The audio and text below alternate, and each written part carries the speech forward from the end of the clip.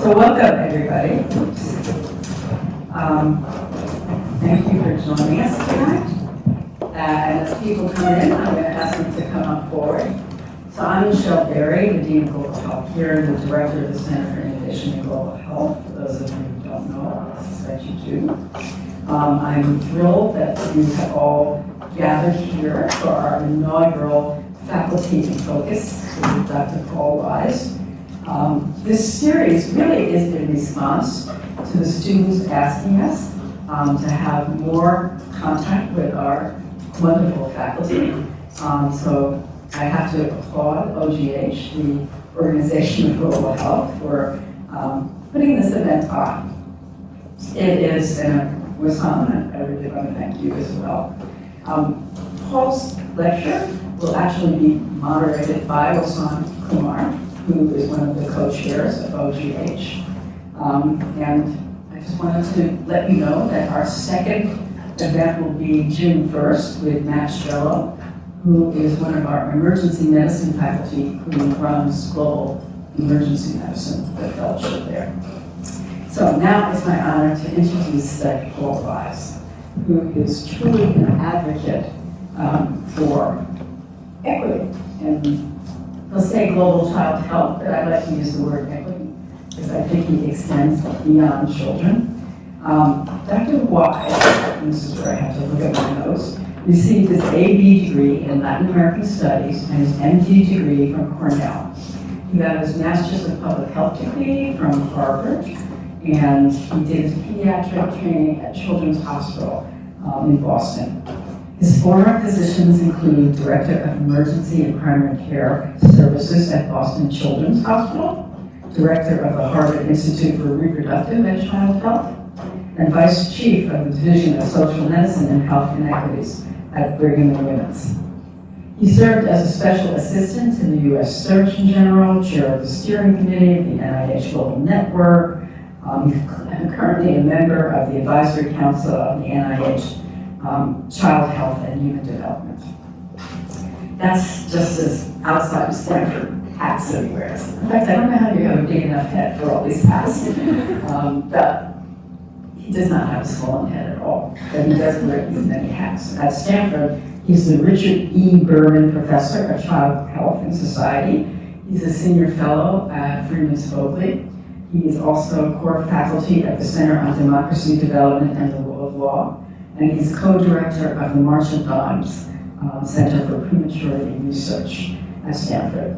And not least of all, he is our core advisor at the Center for Innovation in Global Health, Pediatric Global Health. Most importantly, Paul's work really is around ensuring health and well-being and human rights of children, regardless of the circumstances into which they have been born. Just two examples of his work is that Paul now leads a multidisciplinary initiative called Children in Crisis, as you see up there, which is really directed at integrating expertise in political science, social and global health security, and health services in the areas of civil conflict and unstable governance. He's also currently appointed as the U.S. federal court overseeing the treatment of migrant children at the U.S. border and in U.S. detention.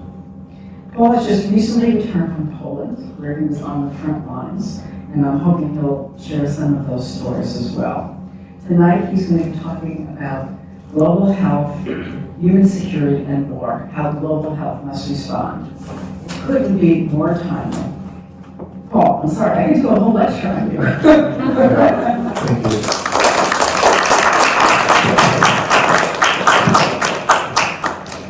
Thanks very much, Michelle, and thanks for coming out tonight. I hope this will be a kind of conversation, and I'll present some information on the kinds of things I'm most concerned about, the kind of work we do, and then open it up for discussion. Whilst I'm here, we'll be asking you some questions, but just moderating a conversation. You may have seen this photograph. This is Omar Daknish, 5-year-old who was pulled out of the rubble of Aleppo after his building was bombed by Russian or Syrian aircraft. This photograph went viral, and people around the world were moved by its tragic implications. While a powerful image, what is even more important to understand its power is to recognize that what happened to Omran was not unique. In fact, it's not even unusual. In fact, it was typical. On the same day in Aleppo, 12 other kids were pulled out of the rubble and brought to the same emergency room for care. This was typical. And what I'd like to do today a bit is really try to make sense of the power of this image, both the power of its sentiment, but also the power of its typical prevalence. My work bridges the world of health, health policy, global health, public health, and global security studies. And my focus has been working in areas of violent conflict and political instability. What I'd like to do is explore the challenges and the rewards of working in these areas through a brief description of 4 cases. The first thing to recognize is just how prevalent violent conflict is. This is a map of violence risk. And more than 40 countries are in active civil conflict. Another 24 are characterized by high levels of violence. And more than 80 million people have been displaced by violence around the world. And in fact, in sub-Saharan Africa, more than half of all child deaths take place in countries affected by violent conflict. In many respects, global child health has been transformed into global child health in areas of violent conflict. And it looks like this: Syria, Yemen, Iraq.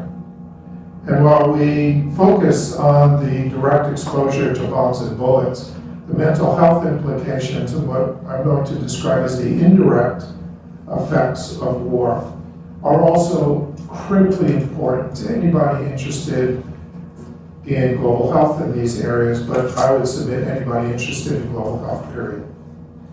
The first case I want to briefly describe is the Battle of Mosul. Mosul is the second biggest city in Iraq. It's in northern Iraq, famous in the Bible, a center of learning, of great civilization for thousands of years. In 2014, it was taken over by ISIS. And late 2016 into 2017, Iraqi security forces, backed up by US and other coalition forces, attempted to take the city back. When they were done, it looked like this. Well, in fact, it was the largest urban battle since the Battle of Stalingrad in World War II. And the implications for civilians, there were 300,000 civilians caught in Mosul during this time, were dramatic, with large numbers of injuries and very little response. Now, I was part of a small team that was asked to evaluate the health response to the Battle of Mosul, a focus on how well did the world do in taking care of civilian injuries in the Battle of Mosul.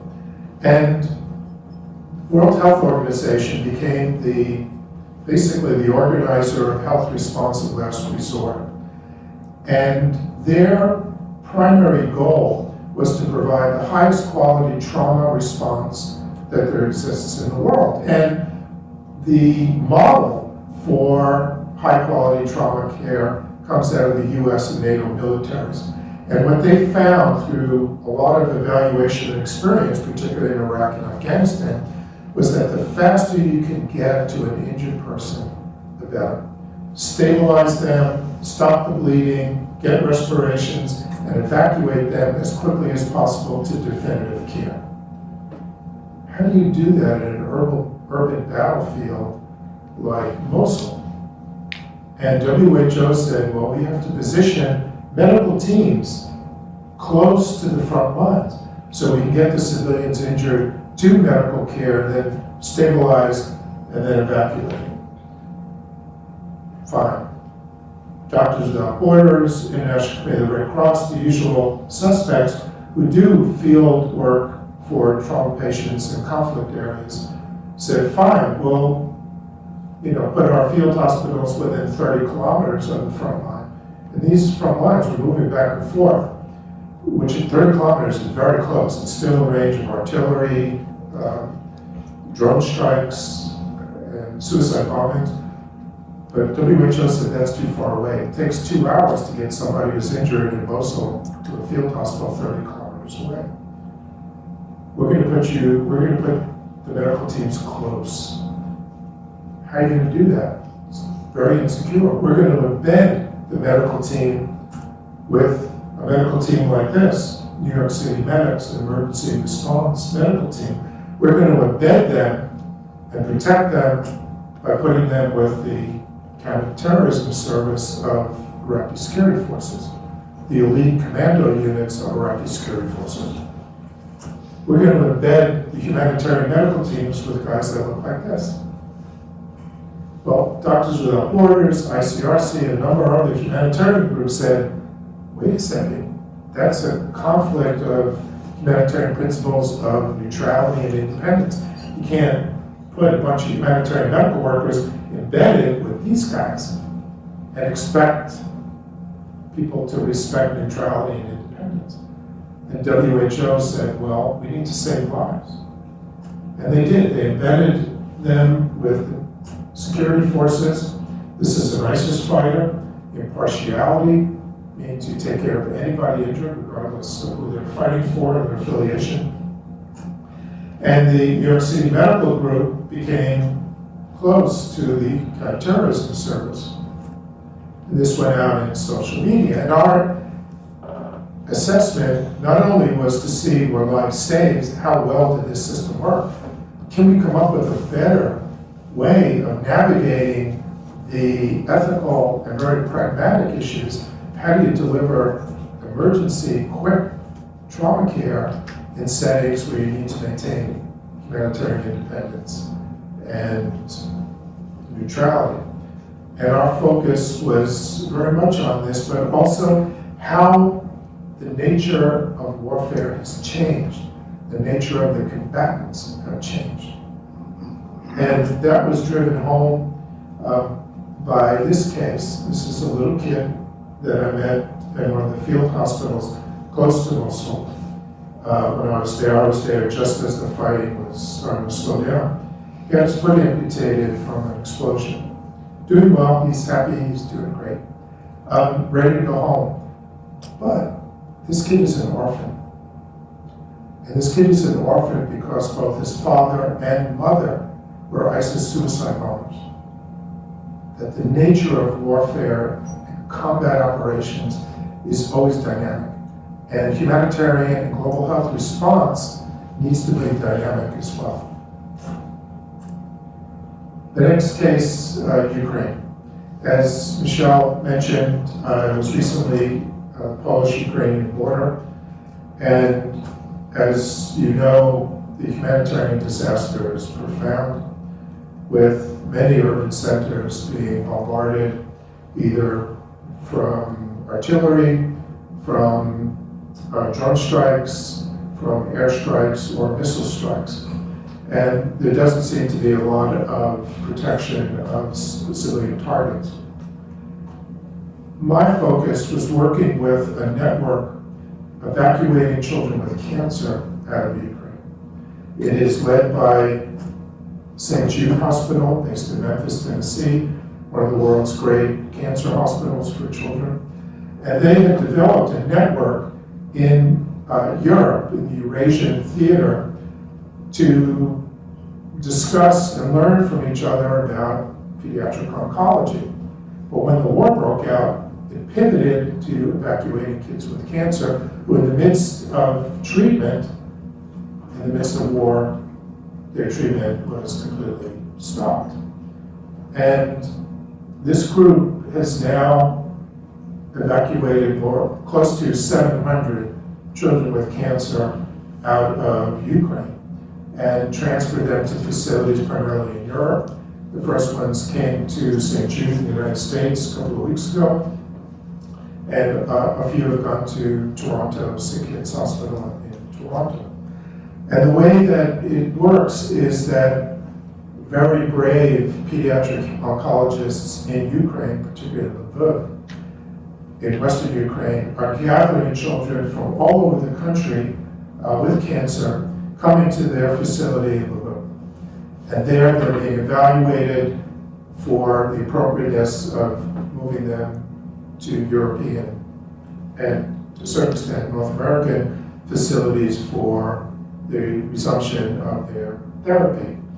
And they were putting together convoys, approximately 50 children on buses from Lviv to the Polish border, and from the Polish border to this station outside of Krakow on a medical train. This is a medical train used by the Polish Ministry of Health and the military. They have a full operating room on this train. They have emergency medicine docs on the train, and to move the children from the border to Poland.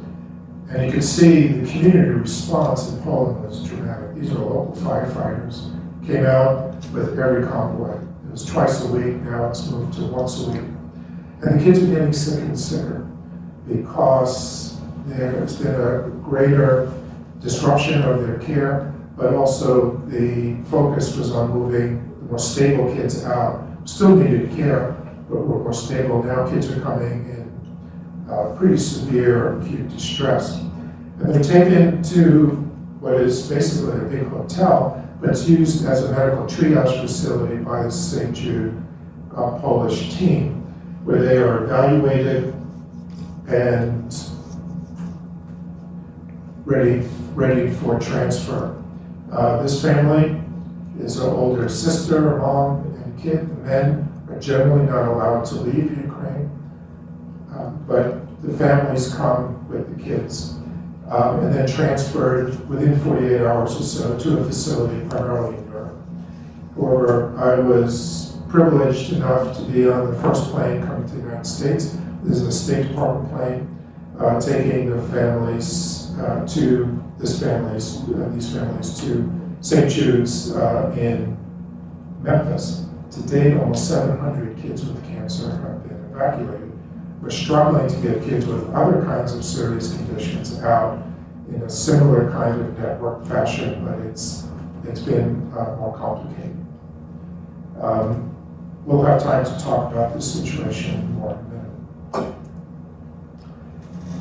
Third case, children on the US-Mexican border. As Michelle mentioned, I've been working for the US Federal Court overseeing the treatment of migrant kids in detention, unaccompanied kids, as well as kids and families.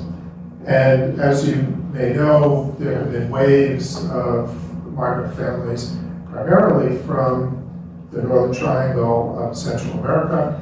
That has changed. We now have Ukrainians at the border. We have Haitians at the border, Nicaraguans, Venezuelans, as well as really every other country in the world, but still primarily Central Americans from the Northern Triangle countries of Guatemala, Salvador, and Honduras.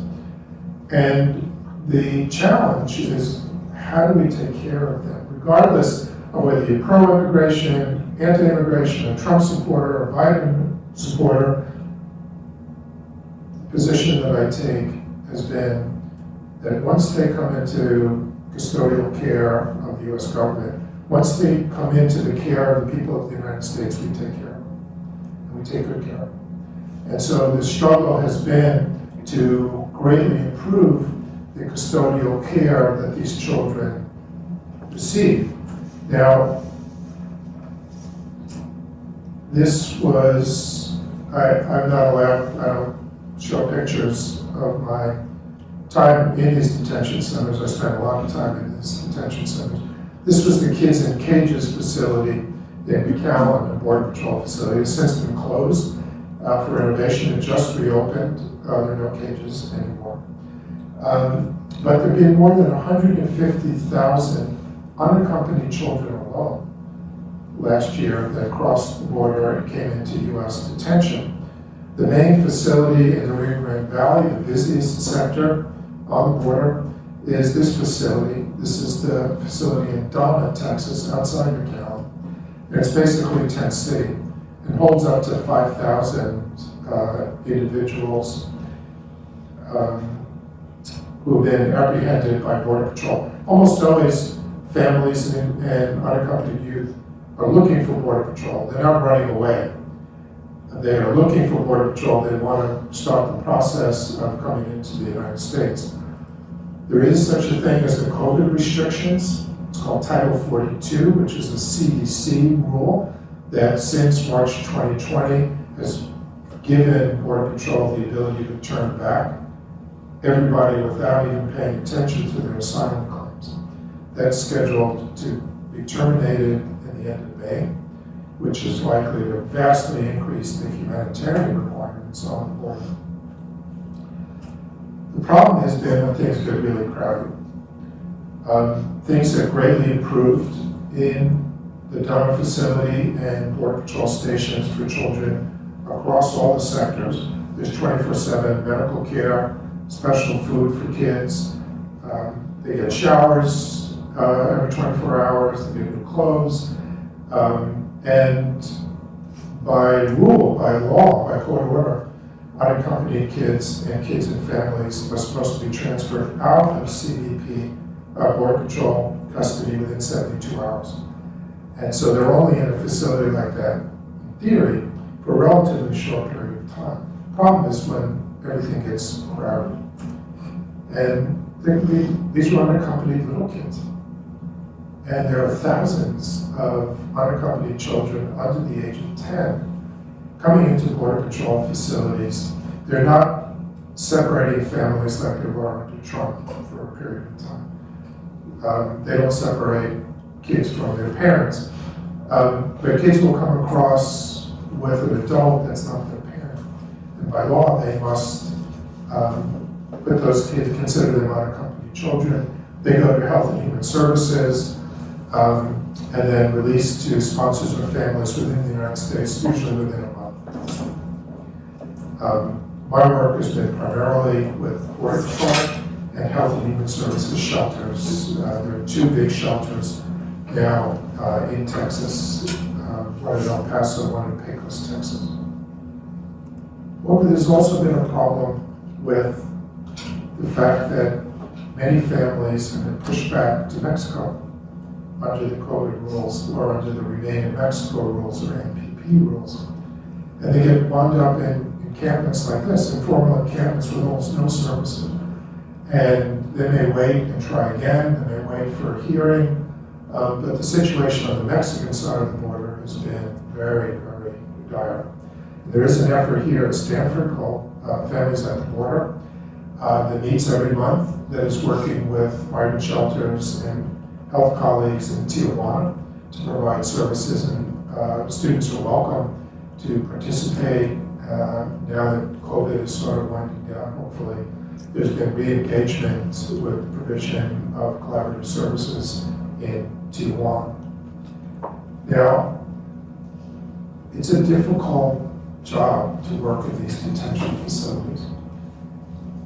But as I will show you, there are meaningful rewards as well. And some of the rewards and some of the powerful trauma that continues to haunt me is, this is the road along the Rio Grande River that Border Patrol very often is patrolling. And I go on their patrol along the border and came across this. a little kid's shoe. And it struck me dramatically, and I asked the Border Patrol agent to stop. And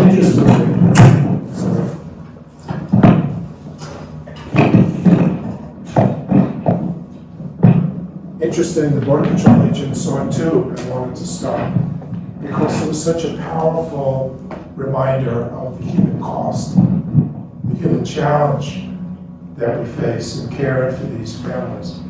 And I picked it up, and it stays in my office, because it's an important reminder to me of what this job is really about. And there are images in my head that do that for me, and sometimes it's actually a little thing like a shoe that continues to help me do it. Why do they come? This is a plot of violent deaths by country. Take a close look. The most dangerous place this year was, it continues to be, Syria off and on, but the most dangerous city in the world is Caracas. Number two, sometimes number one, is Tijuana. The most dangerous countries in the world are Salvador, Venezuela, Honduras, Guatemala has moved up. Then you get to Sudan. Then you get to Somalia. Then you get to Afghanistan. And some of the most dangerous places on earth are the Northern Triangle of Central America and parts of Mexico.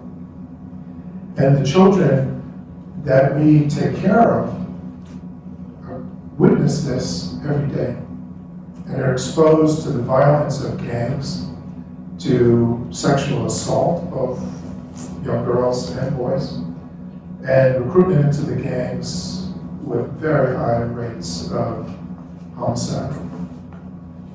That as we think about the needs of these families coming across the border, we recognize where they're running away from. I often get comments like, well, parents are responsible for these kids. If they don't want to get stuck in a detention facility, they shouldn't come. Aren't the parents responsible? And I agree. Most of the time the parents are responsible, but they're not irresponsible. They're desperate. And it's a smart move for them to make the journey through Mexico, which is very high risk, come across the border and deal with US detention and immigration procedures. And I have some insight into where they're coming from, because for the last 50 years I've been working in Guatemala. In fact, I just got back 2 days ago from Guatemala. And I work in a beautiful area on Lake El Tijuana. Gorgeous. But also it's a troubled country. And during the 60s, 70s, 80s, into the 90s, was racked by a fratricidal civil war. And ever since, as you saw in those health statistics, in the violence statistics, affected by gang violence, criminal violence, to an extreme degree. But it's also extremely poor. These are the villages that work as indigenous area that look something like this. They're day laborers on coffee plantations. But beginning about 15 or so years ago, we've been involved when I was at Harvard and then came to Stanford with the development of community health worker systems, task shifting the provision of basic prevention services and therapeutic services into the community. And these are some of the health workers working in these areas. They are in fact the people who gave me this cool jacket as a present 5 days ago for my birthday. And this is the weaving colors of the town that we work in. And the primary focus has been child nutrition, because the majority of child deaths when we started were enormous, were related to malnutrition. And this is a malnourished child. Also a malnourished child somewhat older. And we started a surveillance system where every kid in the region is weighed and heighted every 2 months and identified where they are in the growth curve. There's also nutrition education classes being done, and an intervention program has been in operation for some time, and it works. This is a kid who's badly malnourished. It's the same kid after the intervention. This little guy is this guy, certainly happier. This one, and this one I showed you before. This one, we're worried a little bit about obesity. The technical pediatric term for this child is a butterball. And this little guy turned into this guy. I didn't see him on my last visit, but I often see him. He's very proud of the fact he's the star soccer goalie on his school team. And Mom is more proud of the fact that he's second in his class in grades. He doesn't seem to care that much about it. But my work in Guatemala informs my work on the border, of course, and informs the catastrophic displacement in Ukraine, in Mosul, in the eastern Congo, and other areas of the world where health is deeply affected by violent conflict. These are Harvard students and Stanford students who have worked with me in Guatemala with the community health workers. And basically what I'm suggesting is that global health in areas of violent conflict and political instability is a world of contradictions. It is a world of brutality and cruelty, but it is also a world of resilience and reward.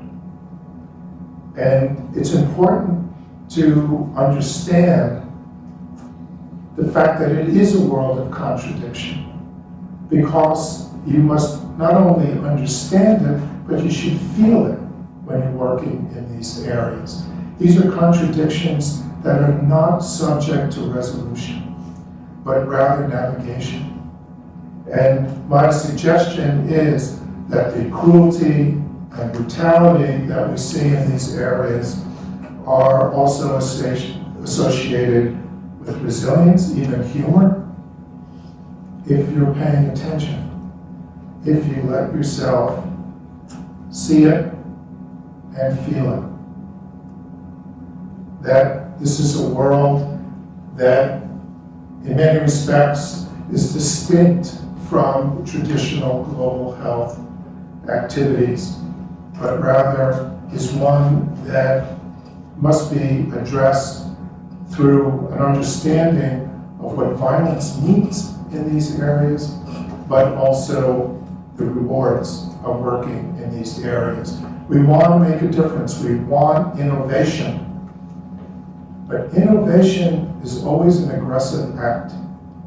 And you must be willing to address what that innovation implies in a setting, in an environment of high violence and often criminal activity. Because the effort is always dual. As we innovate for greater effectiveness, we are also struggling for justice. And the struggle for efficacy and the struggle for justice in these settings particularly are always inextricably linked. So thanks.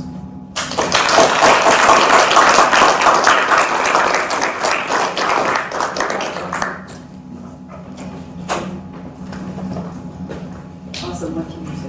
Oh yeah, thank you.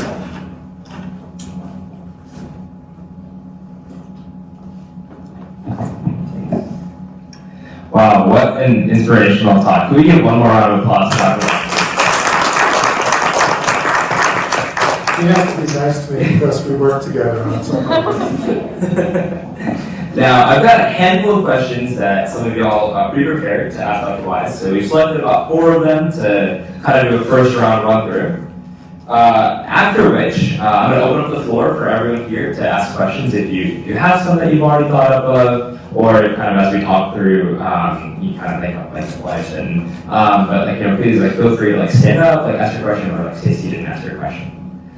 Yeah, thanks again. So the first question that we had was, so Dr. Wise, like, you know, we've talked a lot about different settings, different conflict settings in which you've worked in, and just in the field of global health in general, right? There's so many different places where folks can get engaged in. Sometimes it can feel kind of daunting.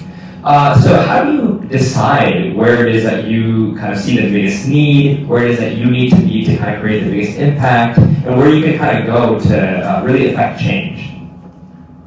Well, the places, I don't choose the places choose me. If you're trying to figure out the most important, best place for you to go, out of all the places in the world, forget it. You need to feel where to go as much as understand cognitively what the data suggests. And also experiment. Get out in the real world and find the places that are meaningful to you. I mean, people talk about what inspires you to go to certain places. Well, think about what inspiration means. It means human acts that motivate. They're all over the place. You're not going to find one place that's more inspirational than others. Find places that have meaning to you. To many respects, it's what places and things that make me angry tend to be the places that I focus on. But the second thing is, what is our strategic contribution? I'm a pediatrician with background in global security studies. I'm not a plastic surgeon. So what do I bring to the table as a doctor with some security studies? You're going to have to figure out, what do you bring to the table? And what bothers me most is when students, med students, for example, or residents, wind up building a house someplace or a school. Now, is that a bad thing? No, of course not. But it's not a strategic contribution. It doesn't take advantage of the skills that are needed in many parts of the world. So I'm always asking students, like Wassam and colleagues, what do you feel is your strategic contribution? What do you bring to the table that's distinctive and needed? The second is you need local partners. If you're going to go to particularly an area that's high violence, it's not safe unless you have, it's really never safe. But your best security is working with local partners who know the ropes, who know your social cues in these parts of the world are off. You don't even know that you're in a difficult situation. I think of it often when I give talks, think of it as a little froggy jumping across a double-lane highway. They may make it and never know that they were in jeopardy. Local partners are really crucial. But ultimately, the places will choose you. That's amazing, thank you. And I think my next question really follows right off of that, and it's, how do you ensure that the work that you do in these spaces is truly like kind of collaborative? How do you ensure that it's not kind of like a sort of like how do you ensure that it is like a working alongside type of model rather than sort of like a working for or like working towards kind of thing? Yeah, we have to be careful in some of the language and I would say traditional constructs of a progressive global health community about staying away from parachuting in and needing sustained presence. I get it, and I'm working in global health since I was a sophomore in college. It's a long time. But if you're a plastic surgeon and you come and work and train and do surgeries for a couple of weeks, twice a year, that's a strategic contribution that does not require you stay there forever. You're working with local partners that imply sustainability. But always refer back to strategic contribution. And it may be that your strategic contribution is best met not by some paradigm created in sort of the language of a progressive global health world, sort of the lingo, but rather is a reflection of the best match of strategic contribution to need. And move forward with that, don't be afraid. Thank you, yeah. I guess the next question is like generally like for students here. Also, I recognize that not everyone here is a student. How do you see the role of like young folks like ourselves working in really kind of like almost like impossible challenge scenarios like the ones that you mentioned? Well, the first thing is to understand the place, which means understanding the political security environment. You don't have to get a PhD in political science, but it's really important to talk with people who really know the area so that you have some sense of what is happening. You never know from day to day what's happening. That's where you need local partners, because they will know from day to day. But really feel comfortable with exploring the political and the security world and what this conflict is about, how it operates. There's no protection. The fact you wear scrubs, that's no protection. In fact, you may get targeted because you're wearing scrubs. The fact that you were generally protected by one group for 5 years doesn't mean you're going to be protected for the next 24 hours. So you really need to have a sense of what's going on. But to do that, you need to learn the language of security. Political sciences don't talk like doctors, and medical students, and vice versa. You have to broker the fields, you have to learn the language, and that's totally doable, especially in a place like Stanford. But to work with colleagues and people like me who are trying to broker these worlds, to get a good sense of it. The other thing is humility. Be quiet, shut up for a while when you get to these places. Invest in understanding the local scene. And that means not demanding that you start seeing patients the first morning you get there because you're a doctor or a medical student, you have your stethoscope and you want to see 150 patients a day. Don't do it. Humility, quiet is your best protection and the best guarantee that you will ultimately provide high quality services in the end. And humility is really important. And to be honest, doctors don't do well with a lot of humility. Second year med students do pretty well, fourth years don't. After their first year as a resident, they're humble again for some reason. But to pay attention, to self-aware about how your incentives and your reaction and your goals are affected by, I would say, our arrogance and our willingness and motivation to serve with the requirements to listen and to pay attention and maybe see one patient the first day, but spend 2 hours talking with them about the reality of their world. Most of the time, they'll spend the 2 hours with you if you're interested. That's amazing, thank you. The next question is a little more specific. Someone had kind of done a little reading on underwork, and we were kind of curious if you could talk a little more about your work in these like migrant detention centers at the U.S.-Mexico border. How did that kind of impact like broader like policies or structural change, and how do you, I guess, in general, see your work intersecting with these sorts of like larger systems that you're kind of constantly working with? Right. Well, I was appointed to the court after 3 children died in Border Patrol custody. It was overcrowded, the systems. It wasn't because Border Patrol agents didn't care. I mean, they were traumatized by the deaths. So the court basically had years of lawyers arguing with each other about the well-being of children. And ultimately, the judge and the special master overseeing the legal cases said we probably should have somebody who knows about children. So I got appointed. And I had to be vetted and agreed to by both the government under the Trump administration and by the lawyers representing the children in class action suits. And they agreed on me, and I went into the detention facilities in El Paso and the Rio Grande Valley to make an initial assessment. And it took 2 months and wrote a report for the court that was under seal and hasn't been released, which identified problems and recommendations. within 6 months, Border Patrol implemented every single one of our recommendations, including 24/7 medical care and all the other provisions. It's still not a great place for a little kid to be. And I'm currently working with colleagues to advocate to the Biden administration to come up with a better system where unaccompanied kids don't spend any time in Border Patrol facilities.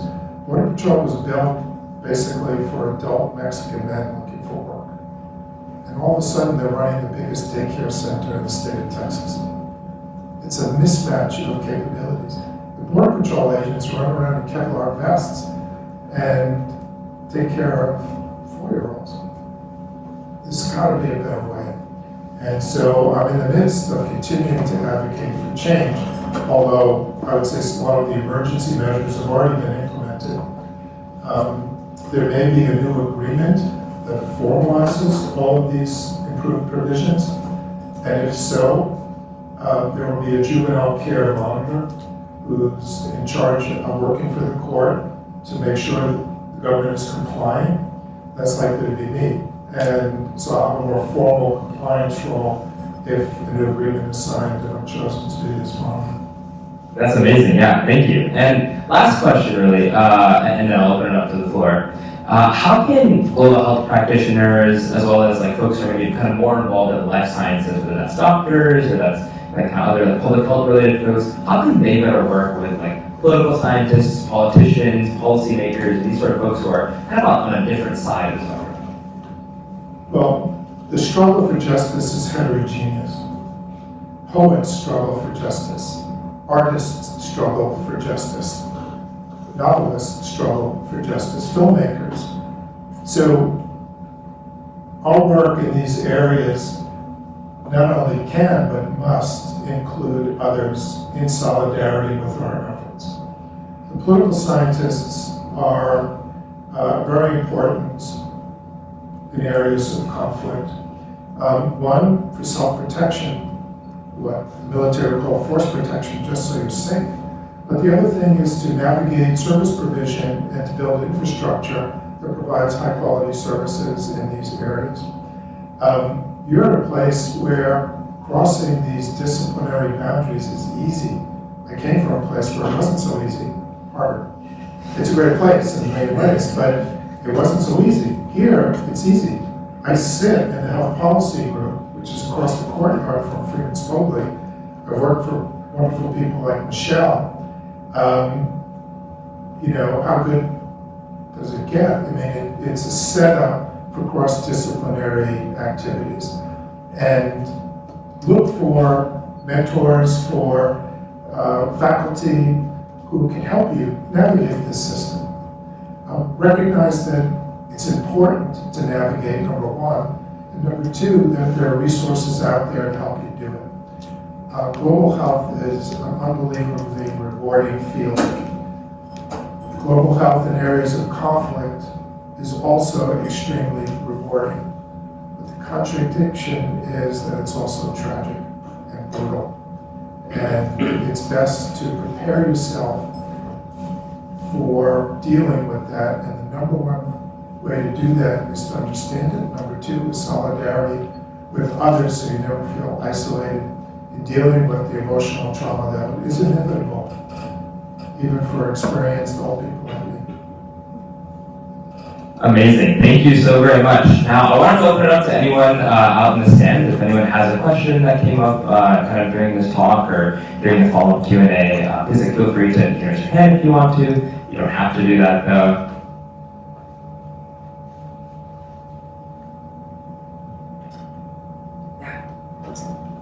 Nice to meet you, Dr. Weiss. Hi. I appreciate your advocacy and work, stellar work. My question is, Could you introduce yourself? Oh, I'm sorry. My name is Daniela, and I'm in the community. I am a Master's Global Health student.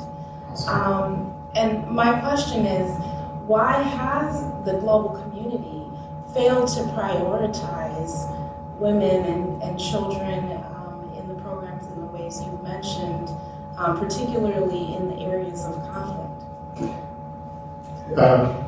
It's an essential question, central question. And people have recognized that with all the response to refugees coming out of Ukraine, why wasn't it the same coming out of Syria or Libya?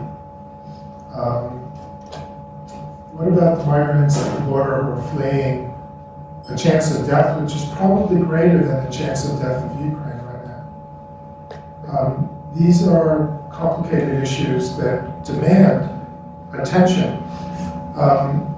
Some places are easier to provide services than others.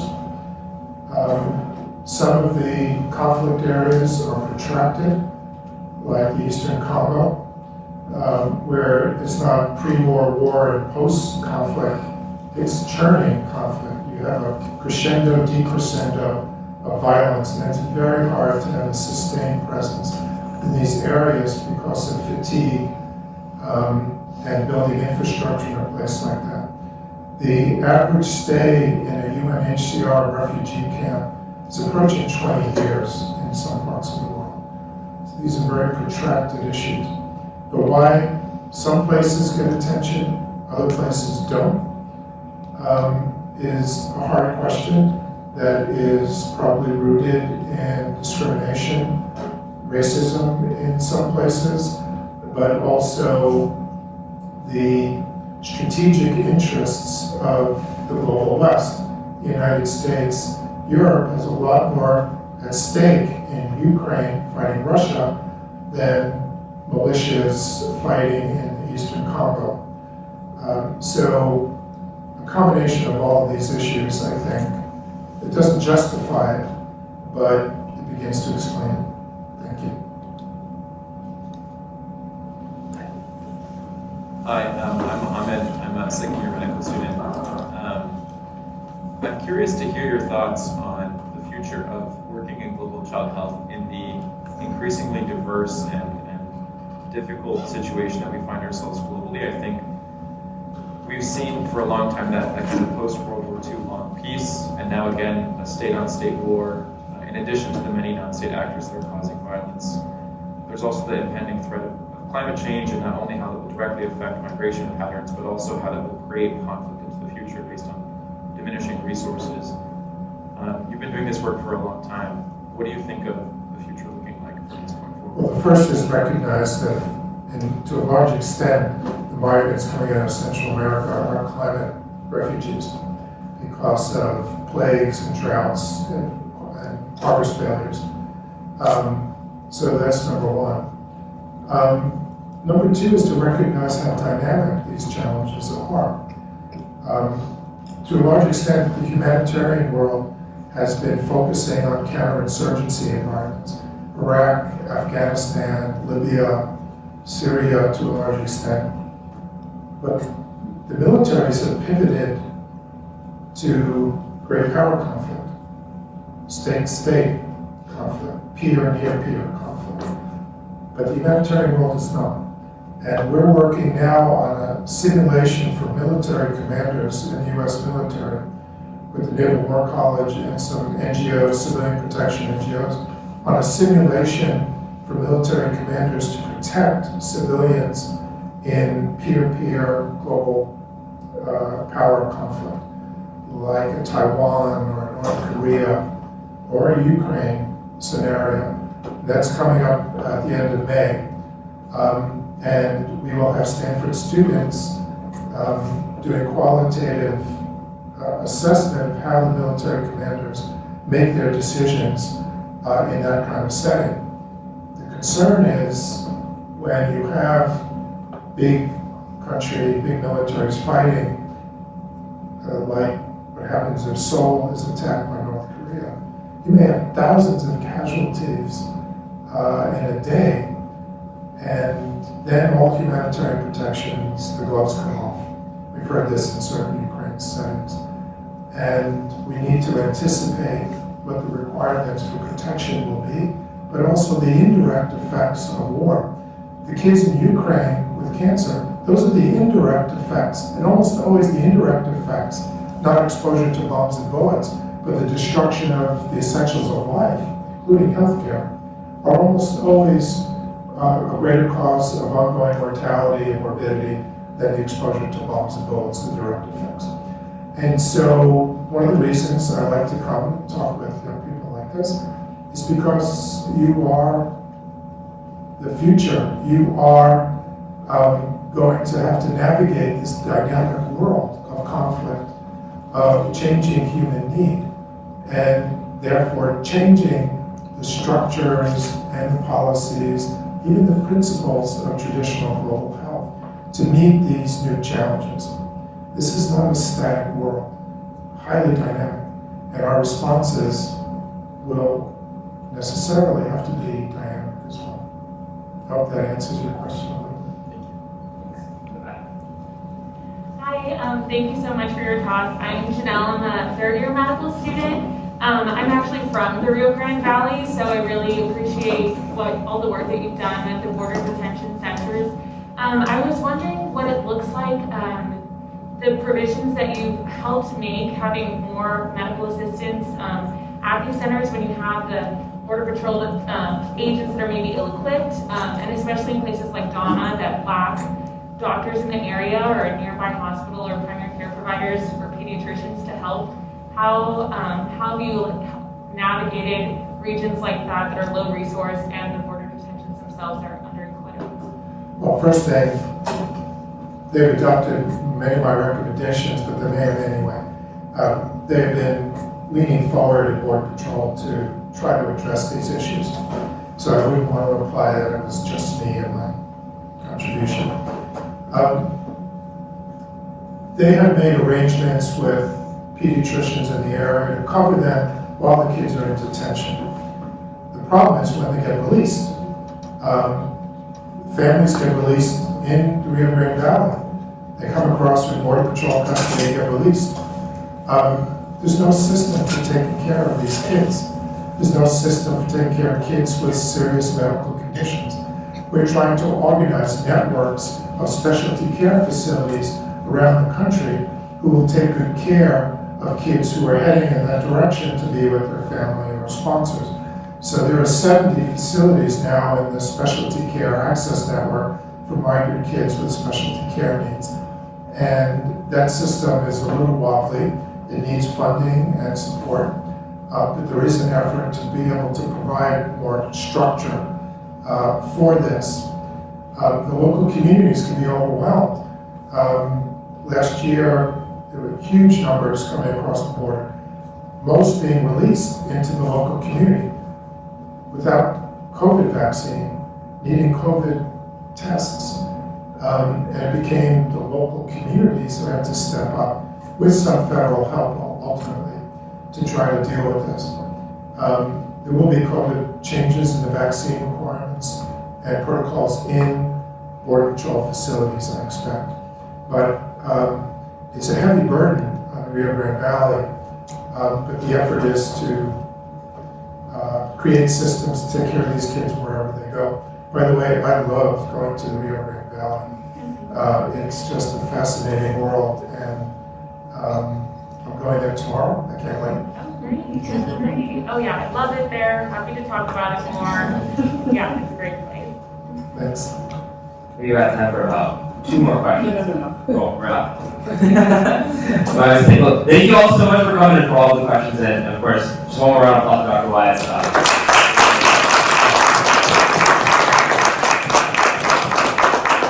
I think there's still food out.